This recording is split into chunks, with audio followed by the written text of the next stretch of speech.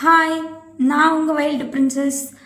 இன்னைக்கு வந்து கவிஞர் சமயவேலோட ஒரு கவிதை பார்க்கலாம். வாங்க கவிதைக்குள்ளே போவோம்.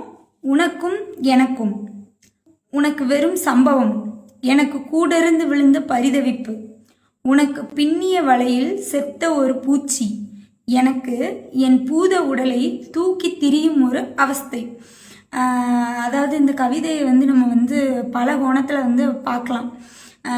நான் அதில் ஒரு கோணத்தை வந்து இப்போ நான் உங்களுக்கு வந்து சொல்லுதேன். இப்போ 90s கிட்டு இப்போ 90s கிட் பையன் ஒரு 2K பொண்ணை வந்து காதலிக்கான். அது லவ் ஃபெயிலியர் ஆகிட்டுன்னு வச்சுக்கோங்களேன்.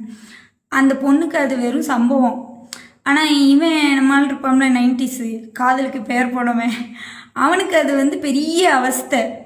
அந்த பிள்ளை அது கடந்து போயிடும். ஆனால் இவன் வந்து அதிலே உட்காந்துக்கிட்டு இருப்பான். அந்த பிள்ளை போயிட்ட அப்படின்ட்டு அதிலே உட்காந்துக்கிட்டு இருப்பான். ஸோ இந்த கவிதையை வந்து இந்த கோணத்துலேயும் வந்து பார்க்கலாம். நீங்கள் உங்களுக்கு இந்த கவிதை எந்த கோணத்தில் தோணுது அப்படிங்கிறத கமெண்டில் சொல்லுங்கள், சரியா?